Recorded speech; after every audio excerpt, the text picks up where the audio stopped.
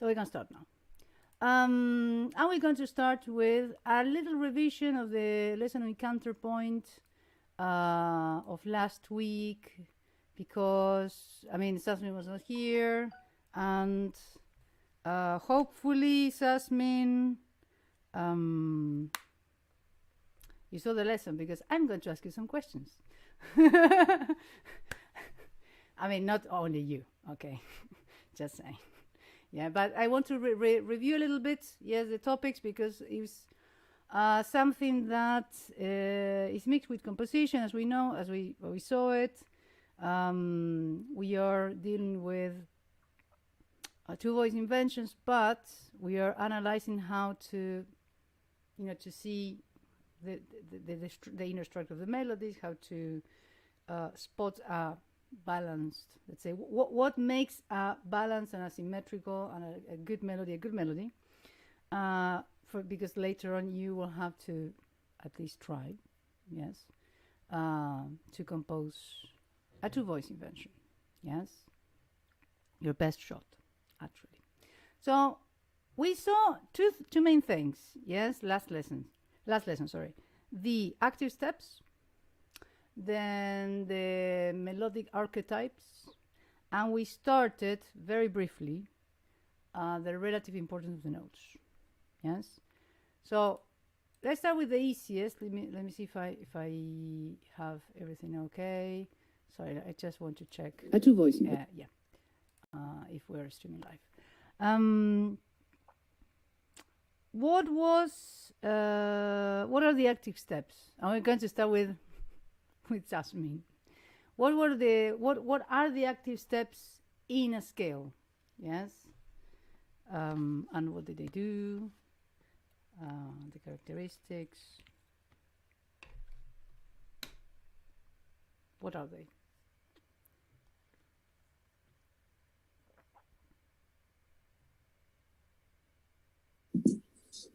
I don't remember either. You don't remember? You were there. No. Define active steps. I think that's the confusion. Come on, Laura, come on. Was it active step? Did we say active step? Yeah, we did. I promise. I was there. I think it was the stepwise motion on, not immediately stepwise motion on like the. Wasn't it just raising the that seven? That was another thing. No, don't go there. Don't go there. That was step progression. The first thing we saw. Raising the seventh. Pardon me? Was it just raising the seventh? Raising the notes? No. No. I don't remember. It was. I will give you a hint. We have 7 notes in a scale. I mean.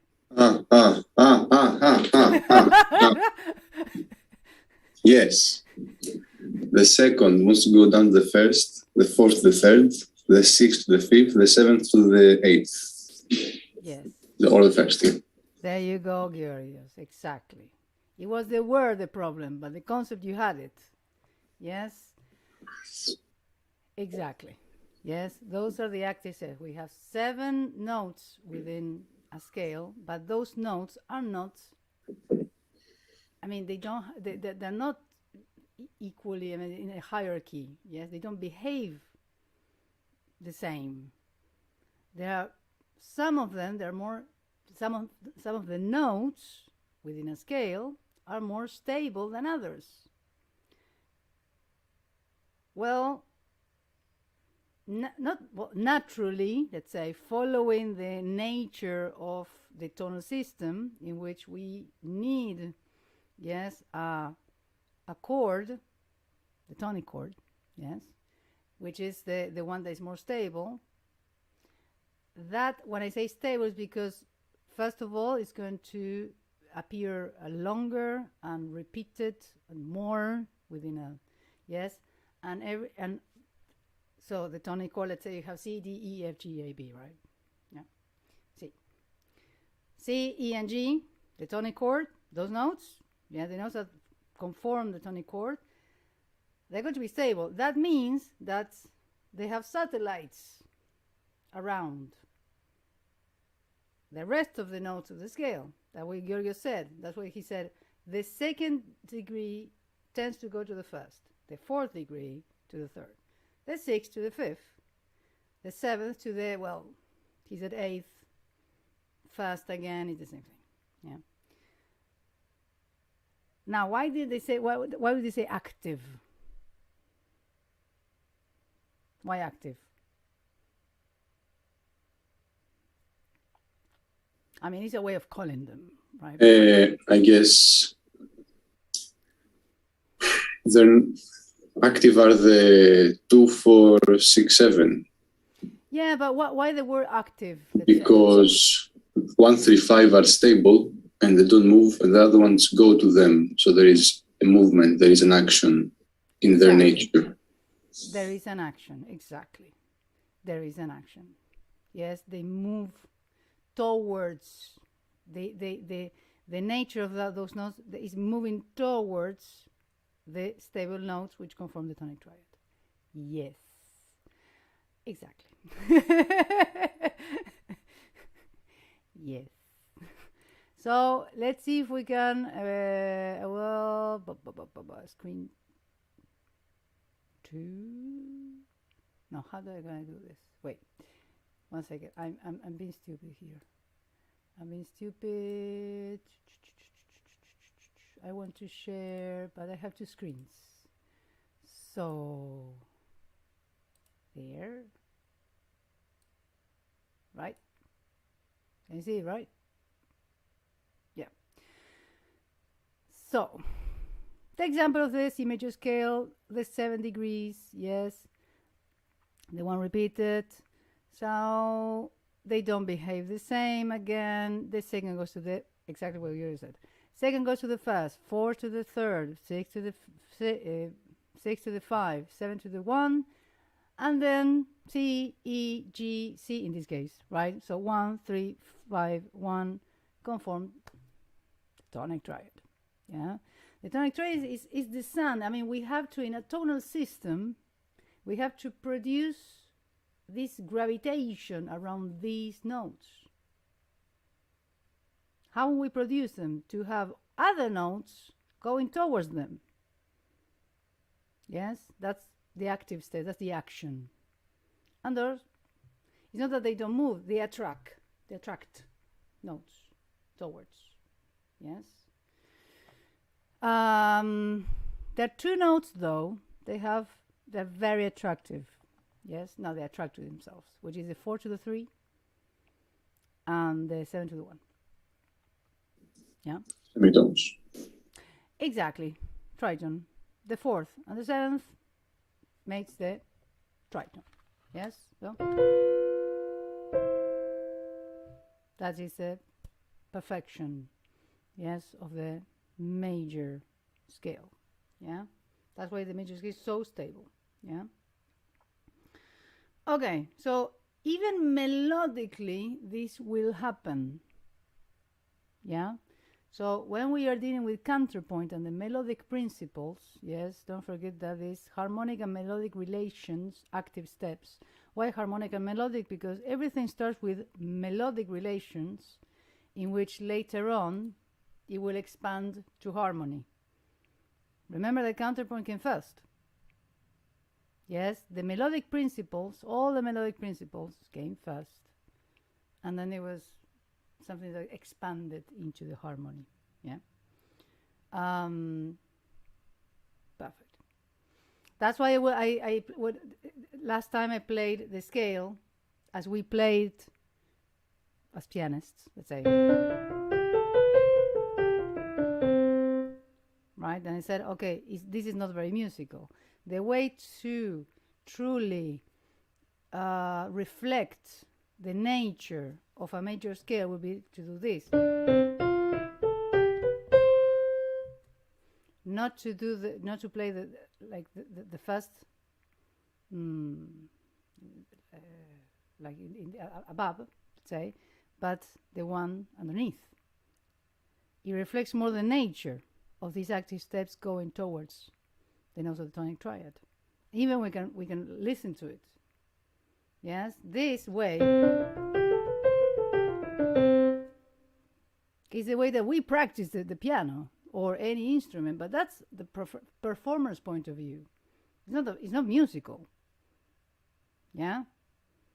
I mean, this is way that our fingers move, we train. I mean, this is about the mechanics of the playing, nothing else. It's not the way to reflect the nature of the tonal system.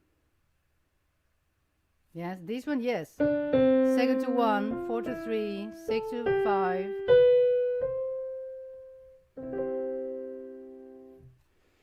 Clear? Then you can add chords if you want. Yeah. Perfect. Very good.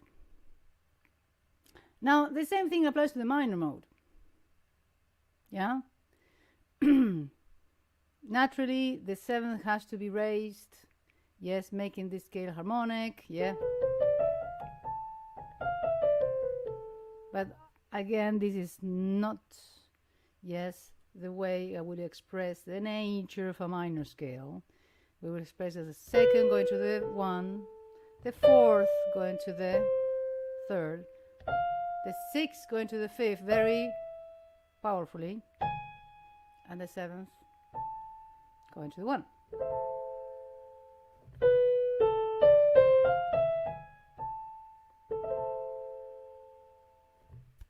Okay? Those are the active steps. And there was something about the 6 that I said last time. I don't know if you remember.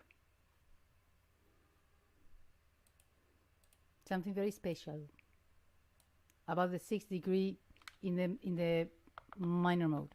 You did. I did. You I remember did. I said it. You did, and that is the characteristic of the minor, but Yes. then the 3rd is there, so I'm confused. No, I mean the characteristics of the minor. Yeah, that's right. So yes, I did say that. So the 6th degree going towards the 5th degree by semitone F to E, yeah, is the characteristics of the minor natural, the Aeolian mode. Yes. Why is that? Because yes, it has a minor 3rd, but you have, 3 more modes that have minor 3rds at the beginning: the Dorian, the Phrygian, and the Locrian. Yes. So it's not characteristic. It's not something that occurs uniquely in the Aeolian. Talking about church modes, something that we talked before. But we talked in harmony, but it's fine. You understand. So it's not something that occurs only in minor. Yes, you have other modes, but that combination of that 6 going to the 5th occurs in Aeolian. You might say, well, the Phrygian also. Yes, but in the Phrygian you have the flattened 2nd going to the 1st. That uniquely happens there. So in Phrygian you have that flattened 2nd going to the 1st. So yeah, so we are talking about something that happens uniquely in that mode. Yes, expresses that mode. Can't remember. Do you remember, Georgios, the mode Aeolian was, because you told me that you were referred to regions, but also the people of the region. But from what my understanding, the Dorian was adventurous, the Myxorean was a peaceful, Lydian was a happy one, and then the Aeolian was sad. The problem is that these original names were for the places. So, but now the Aeolian that we say now is not the Aeolian they said then for the place. So Okay, I would have to. Fair enough. Yeah. Fair enough. Yeah. Yeah. Good. Because every this we'll talk about someday, but yeah, every mode. At least in Renaissance times, they will express a very specific feeling. So if they wanted to express a specific feeling, they would say, okay, I wanted adventurous music, Dorian. Yes. Even today, all the epic music of films, I mean, ask Hans Zimmer about that. Dorian. Mhm. Ba-da-bam-bam, ba-da-bam-bam, ba-da-bam-bam, Dorian. Yes, all Dorian. Pirates of the Caribbean, Dorian. Yes. Inception, Dorian. Yeah. Okay, leaving that aside. So those are the active steps. So when you are, when you are analyzing something, a melody, yes, or at some point creating one, hopefully, you have to take these things into account. Yes, that you have to build the system. Okay, the notes themselves won't do. Right? So when you're creating something, yes, you have to build this gravitational field around specific notes on the scale. Yes, the scale has to, you are the ones in charge, the responsible ones, yes, of creating that. Or when you're analyzing, to spot that in the melodies, yes. Naturally, we always analyze things that they are, composed by geniuses, yes, so we won't have a problem about that, yes. The only thing I'm going to do is like, wow, he was so great, yes. But yes, that raises the bar high, yes, for us when we have to compose, yes. At least you're going to have an understanding for people that are not composers, yes, like Laura or Sasming, yes, to spot, yes, the notes that they are building that gravitation in the performance, yeah. The second topic that we saw last time was the 5 main types of melodic contours or melodic archetypes. And again, Sasming, because you were not there,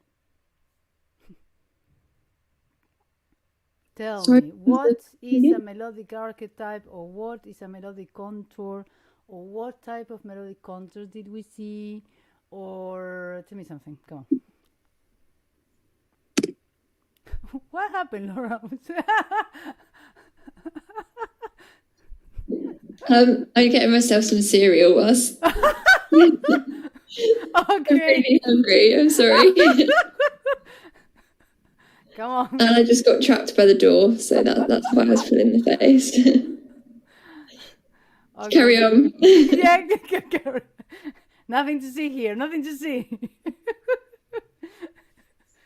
Okay, Jasmine, come on. For the movements. Sorry? Movements. Movements of what? Movements of the notes.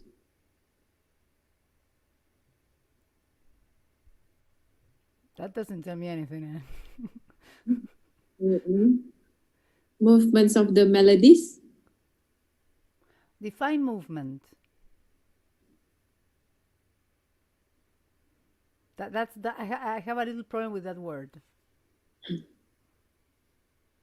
Movement of the melody. But how would you... Well,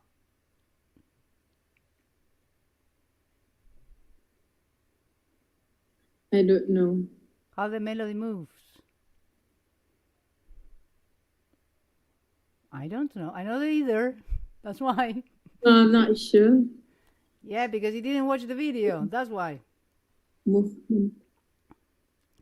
So when you miss a class, you have to watch the video. Now, anyone else? What is a melodic contour, first of all? If we have to define a melodic contour, what would that be? It's kind of how the melody's shaped. Exactly. Laura said the same thing actually last lesson and nailed it. Yes, exactly. It's the shape of the melody. Even if you see a melody, like look at the melody written on the page, yes, that's the shape.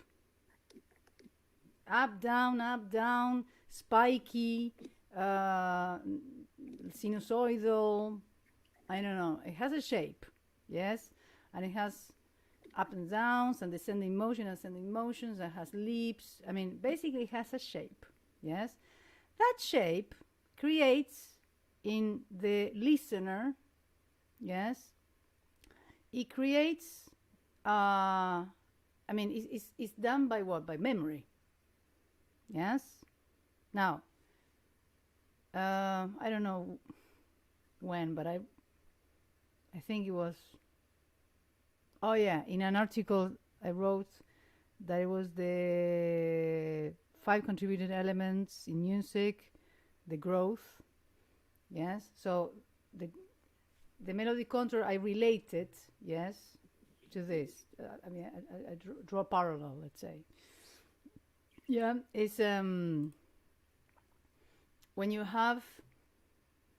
see a ice skater, yes, skating on the ice, and you see the skater moving, yes, you don't see the pattern of the skater. The melodic contour, let's say, is when you see the pattern on the ice, let's say, when they when they have stopped, let's say, the figure, let's say, and you see the pattern on the ice, and by memory, yes, you can see the correlation between the movement, yes, all the movement that happens step by step, second by second, let's say. We would say note by note. And in retrospective, we can build up the line again. Has sense? That's the melodic contour. That's what we need memory. Yeah? If we don't have memory, we don't understand the melodic contour. Yeah? Okay, so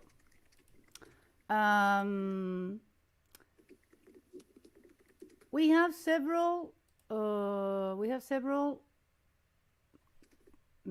contours that have a very fancy name called melodic archetypes. Yes, it's kind of a standard. Yes, I mean, you have many ways of expressing a melody, okay, but these are kind of the standards, very quite common, let's say. Yes, so that's why they call melodic archetypes. Yeah, and you have 5, yes, in total. So you have the ascending climax, which is the most common. You have the one with pivotal patterns, yes, that the melody goes around a pivot note. Then you have the descending one, yes, so it doesn't have, I mean, instead of having an ascending climax, it has a low end, yes, and then you have one in step progression, so the melody goes by leap to a note, then does something else, another leap to another note by step in correlation with the first one. And then you will see in the distance, yes, that you have a melody by steps. We're going to see the examples, don't worry. And the last one, which is the one which is very, very common in pieces for solo instruments, like cello, like suite for cello, suite for flute, yeah. So solo instruments, you have compound lines, yes. Not all the time, yes, because Bach was like a specialist in compound lines, in which you have 2 layers of melodies that they're combined each other. Yes, we're going to see that. So, again, let me share the screen. Let's see.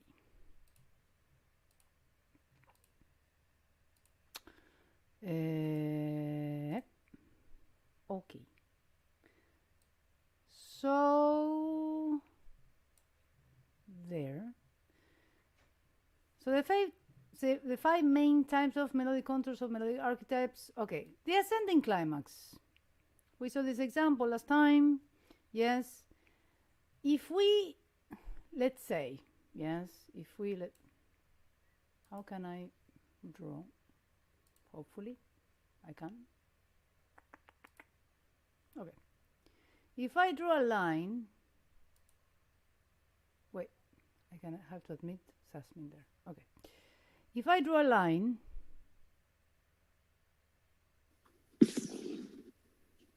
there you go, on top of the melody, that is a melody contour.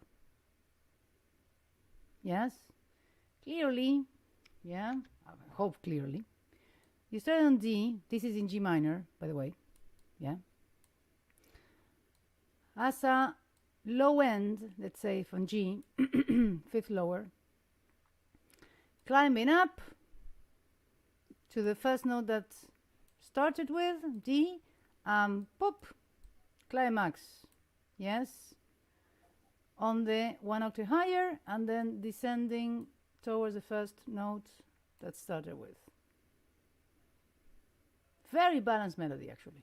And if you count the bars, yes, we will see that you have where is the ascending climax. You have 1 bar, 2 bars, 3 bars, 4 bars, 5 bars, almost 6 bars. Yes? So the climax is exactly here. Yes? So 1 bar, 2 bars, 3.5. Yes? 3.5. More or less? Yes? In a 4/4? And then we can say. I have a question. Yes. When you mark all the ascending contours, why those specifically? Why not any of the quavers that are going up? Very good question. Thanks. Because I know something that you don't.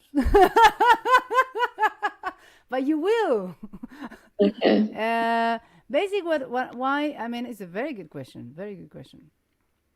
The reason why I mark this B flat, yes, and not any other, or this G instead of the, you say I did say that we have a low end, and then I mark the G and not the F sharp.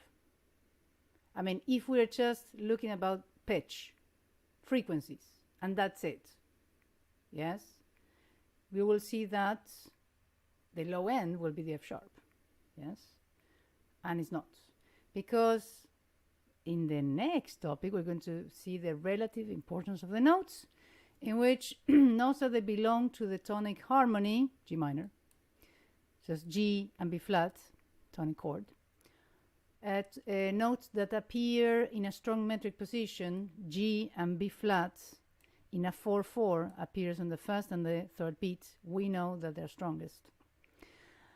And even there are any note that they are around, let's say, no harmonics, which in this case is A and F sharp, yes.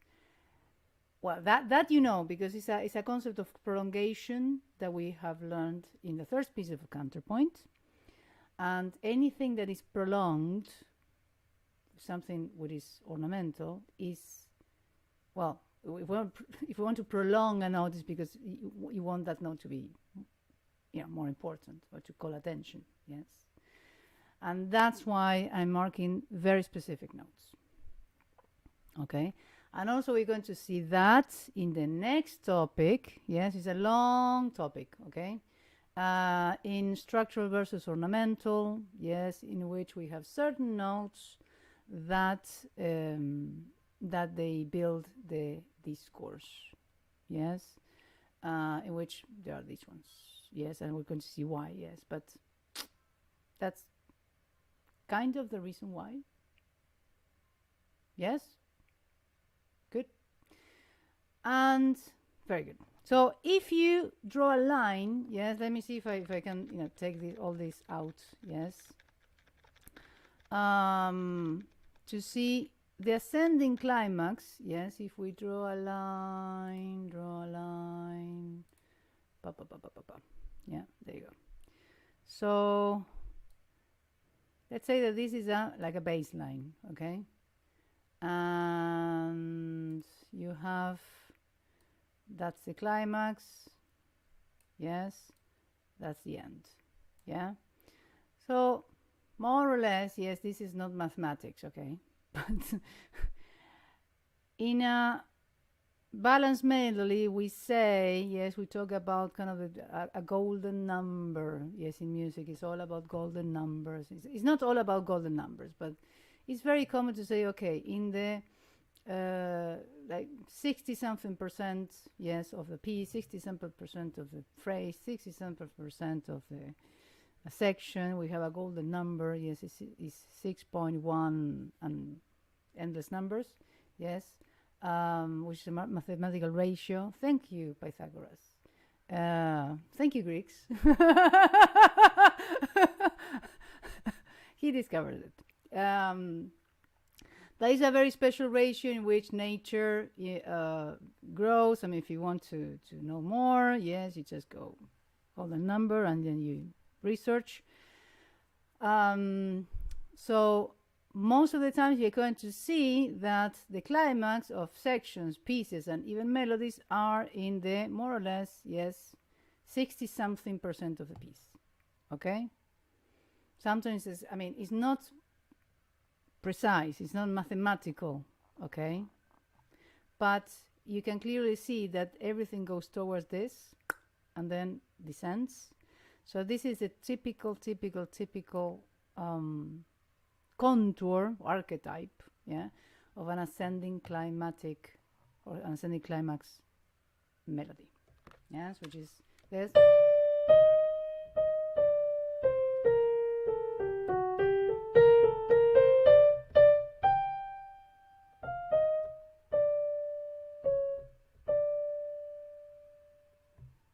Very well built melody, by the way. Yes? Good.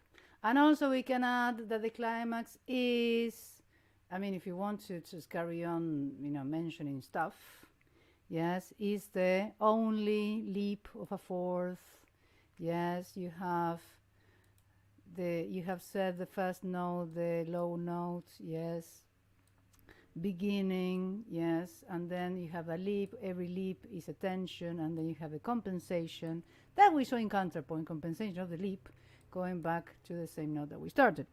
So it's everything's a journey, and then we ended up actually in the same note that we started, but with a hell of a trip. That's the melody contour. That's the memory. Yeah? Okay. Carry on. If you don't mind. Do you mind? Pivotal patterns. Yes. So melodies that they are built around a pivot, and usually they have two layers. The upper layer, the layer above the pivot note, in which case is the D, by the way. Let me see if I can put it a little bigger. Yeah, there you go. Right? And the patterns as below, that happens below, okay, the pivot, which is the D. Yes. If I play, yes, just the notes that there, I mean, the ones in green are below, the ones in blue are above, the D, yeah. Another melody of Handel, by the way. Yes, the first melody is Handel, the second melody is Handel. The guy knew his craft, by the way, yeah.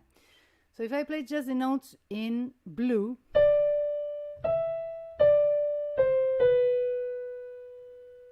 we have that.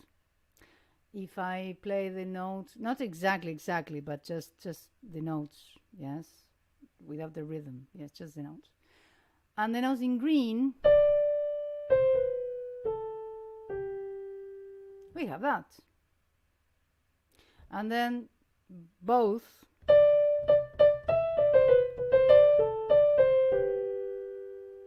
we have very interesting outcome.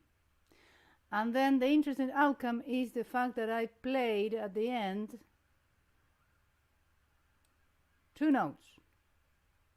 So double ending. Why? Because you end the G from the green and the blue, the B from the blue. So you have a double ending. Yes?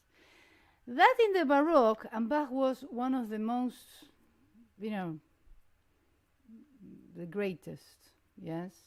One of the greatest, I mean, I'm not saying the greatest, but yeah, we can say the greatest. Why not? Composers that they have that structure. I mean, sometimes Bach is not, if you observe, yes, in general, people like more Mozart or Chopin, I mean, more linear composers, yes, and Bach is something that comes late. Yes, in the life of a musician or a person, a music lover. Yes, they don't fall in love with Bach. It's rare that you listen to that.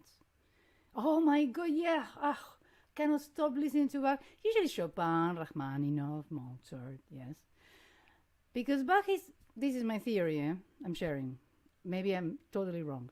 But he had that. I mean, he has so much information, so complex. I mean, in the vertical side, because this melody is complex. It's not linear.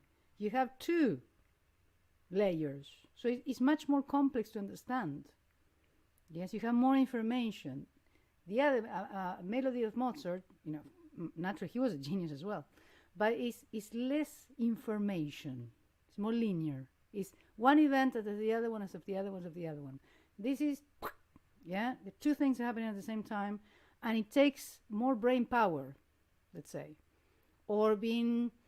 That's why Bach comes later on in the life of a person who plays an instrument or loves music, because they have more understanding, even instinctively. Yeah, but this is my humble opinion. I'm not saying this is true. This is what I observed. All clear with the pivotal pattern? Yeah, very good. Descending climax. Well, the descending climax is a melody that is usually very mild. Yes, because it doesn't have an ascending climax, obviously. Yes, this one.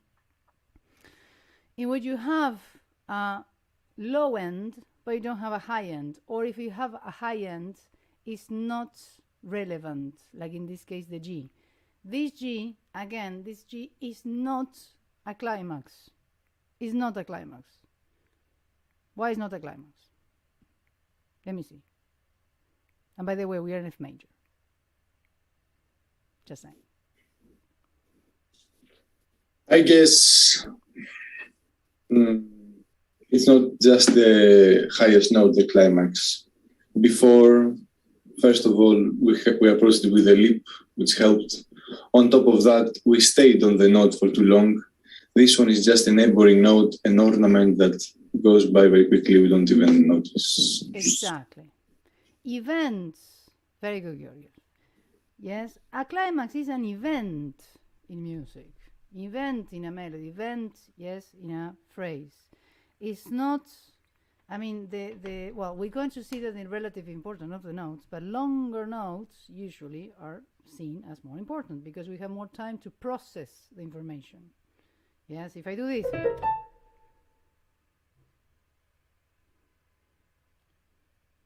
What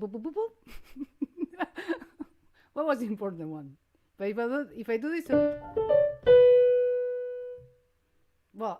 the last one, the longest one, at least you're going to remember that one.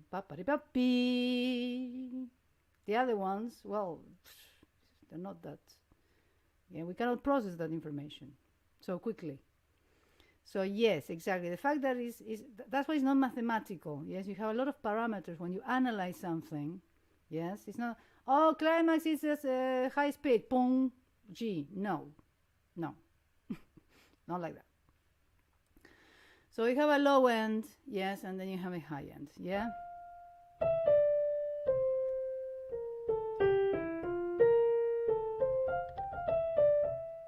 Yes. It's a very mild melody. Yeah.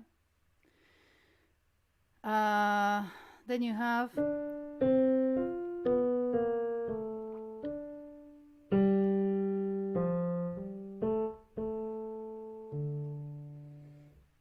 also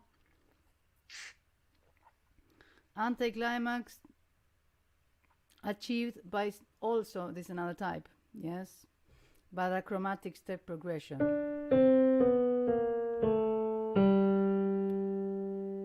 Yeah, and then the rest, melody resolution, which is not the same as the climax. You see that you have separate. We have to go on this separation, yes, because one thing is the resolution of the melody and one is the melody itself, like the body of the melody. Yeah. This is a question, Georgios, or are you just thinking? I was thinking. Okay. Just saying. Say, actually, explain again this one. Yes, I mean, we're going to see that in a melody, yeah, we have the body of the melody and its resolution. Yes. A complex melody. We're going to see that as the melody goes, longer and longer, it has subsections. In a way, you know this because you know very well, but all of you know, well, at least Laura and you, yes, that in a phrase you have the basic idea, they have a contrasting idea, or you have, so it depends if you have a sentence or a period. So if you have 4-bar melody, yes, you have subsections, let's say. Yes, you can start to, have like, you can partition that. So this could be considered, let's say, the body, let's say, the head and the body. So when we relate this topic, when we saw the canon, when we have the head and the body and the tail, let's say, and the tail could be changed because it's kind of it's the resolution of the melody that can be adapted to go to another chord, another key. Yes, but you have the head and the body, which cannot be changed. So even in a melody, you have head, body, and tail. Yes, or something called resolution. Yes, in this case, the resolution is more harmonic than melodic. Dominant, tonic. You have clearly we're in D minor. Yes.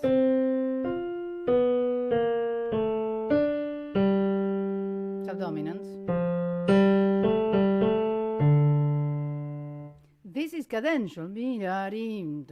It's not so much horizontal, but it has a vertical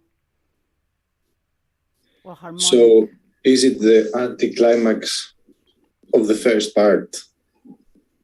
Yes, because it has a more directional motion towards the G that is linear, that is horizontal. The A, the final, although it's the lowest note, but it has a more harmonic relation, not melodic. Melodic is horizontal plane, not vertical plane. I don't know if that's clear or not. Mm-hmm. More or less. I think it will get clear. It will get, I mean, you see more a more linear, let's say, relationship between the D and the G, a fifth away, then if you see the whole melody and say, no, well, but the D is the lowest. That's anticlimax. No, that's a resolution of the melody. That is dominant tonic, because we're in D minor, A dominant, D tonic, bam, bam. Yeah. So it's more harmonic than melodic. Yeah. Also, yes, in a melody, that's why what you see, visually, all of you know, is you have to also think beyond what just merely is visual. Yes, if you see something that is low in the music sheet, that doesn't mean that it's the anticlimax. Yes, you have to have, well, more parameters, more. In another article, you read it, Georgios, I'm sure. The 5 contributing elements of the music. So you have the melody, you have the harmony, you have the sound, yes, you have the rhythm, yes, and the growth, yeah. So you have to have all the parameters, yes, into account, yeah. This was a little clear, yes. This one's a little bit, tricky, yeah, to explain, to be honest. 2 more and we're done. In a step progression, another time handle. Yes. Actually, it's a melody that comes from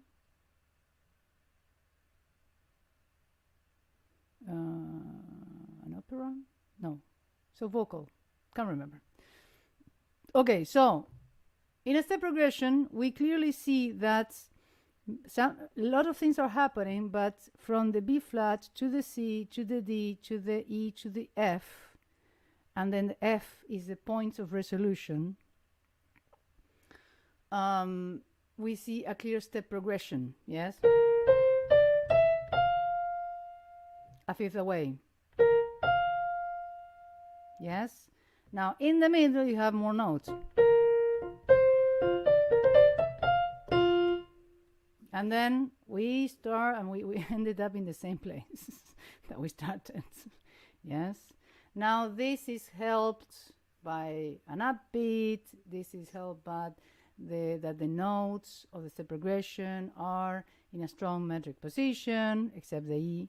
But the E is a leading tone, so usually it's not a note that will be in a strong metric position. Yes, it's more melodic. No, it's not that structural. And then the resolution. Yes.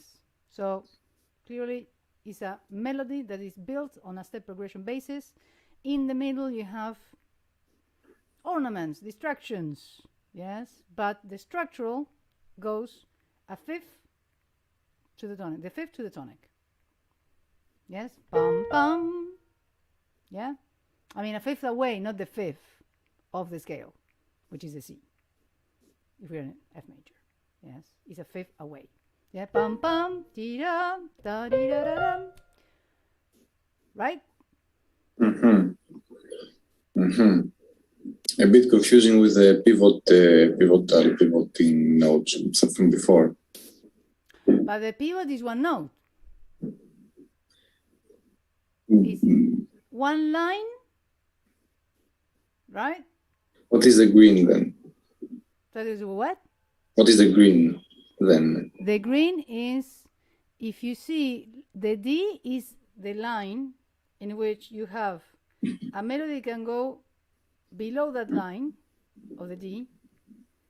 Yes, if I play D, D, D, C, B, A, G, that's one melody, being the D the pivot.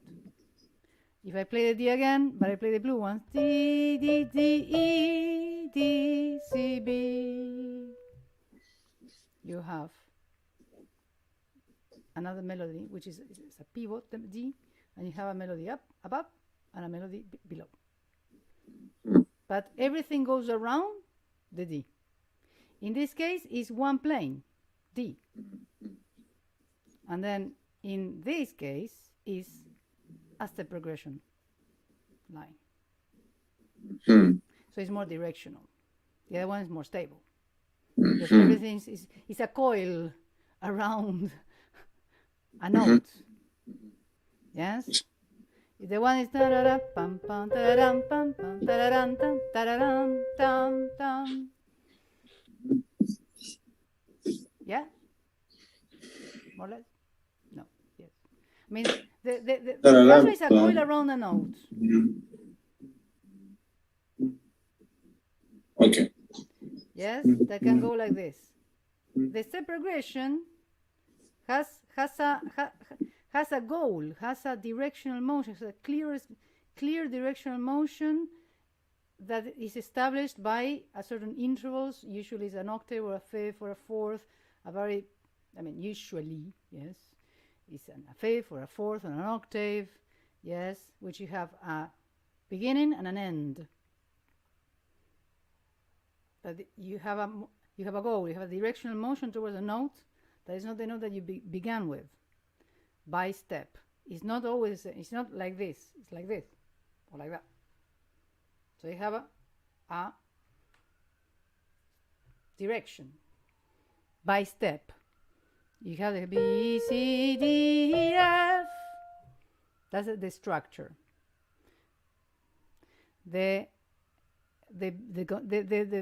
Actually, how this melody, same melody continues. Bum da di da di da di da di da da da di da dum bum bum bi da dum. So dum da di da di da di da di da di da di dum.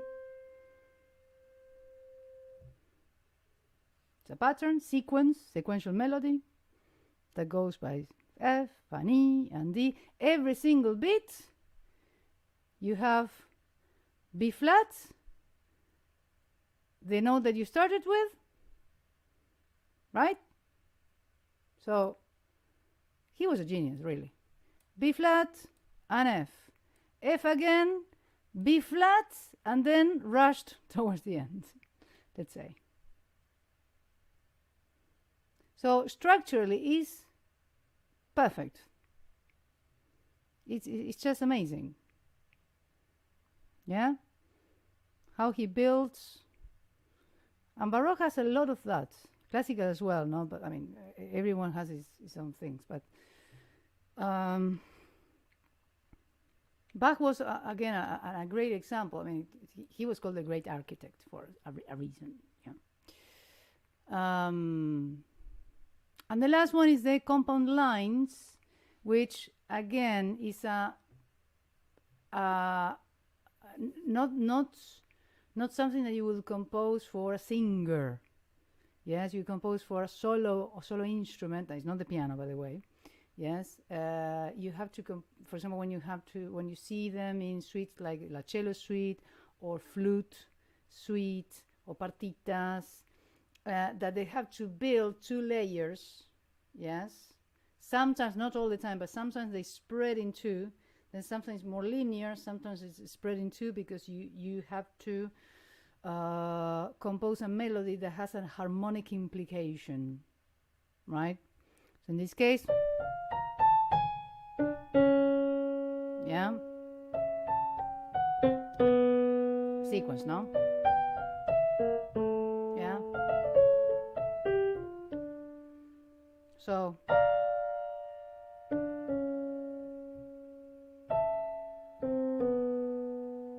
I think it's clear, right? So a sequence, in this case, is a sequence. I'm not saying that it has to be a sequence, but clearly you have 2 layers. How do you build the 2 layers? Because of the characteristics of the melody. The distance between the 2 also makes 2 layers. Yes? Pam pam pi pa pi. This is one design, let's say, and this is another design that repeated itself, and they have certain distance, and also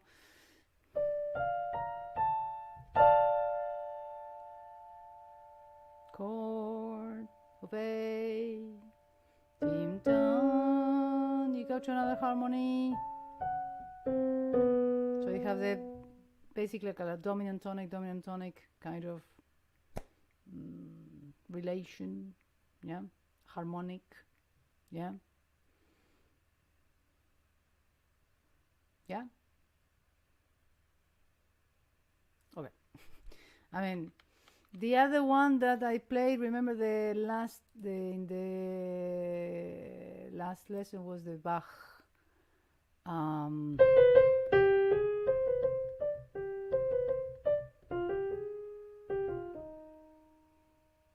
So you have this A flat, G, F, E flat. This is second fugue, C minor fugue. First book. Ba-da-bum, bum, bum. I don't know if someone played that at some point. No? I played that one. It's really nice. It's a 3-voice fugue in C minor. So you have ba-da-ba, da, bum, da-da-da-dee, da, so the melody, the lower melody is bum, bum, bum, bum. Ba-da-bum, dee-da-dum-dum, dee-da-dum-bum. Upper. So you have 2 melodies. Yeah. One is more simple than the other one, by the way. Yes. But you have 2 layers. Okay? More or less understood? Good. Now, we have to see more topics to fully understand, yes, what, how to build a motif, how to see, all the elements of a motif, that you see that you're, scratching the surface, by the way, yeah? I send you the article of how to write a melody. Everything that we saw here is in that article. Yes. The only things that we're looking at it, part by part. Yeah. So we're going to see after that. After the melodic archetypes, we're going to see the relative importance of the notes next time, and we're going to see structural and ornamental. What is structural? What is ornamental? We kind of know that, or we had some concepts from Counterpoint. Yes, especially the third species. And after that, how to balance everything in a melody. We're going to see a melody by Bach, and then we're going to analyze according to what we learned. Yes, each one of you is going to have 2 or 3 melodic of inventions, and we are going to see the structure. Yes, it's going to be very interesting. Yeah, so that's fine. That's all.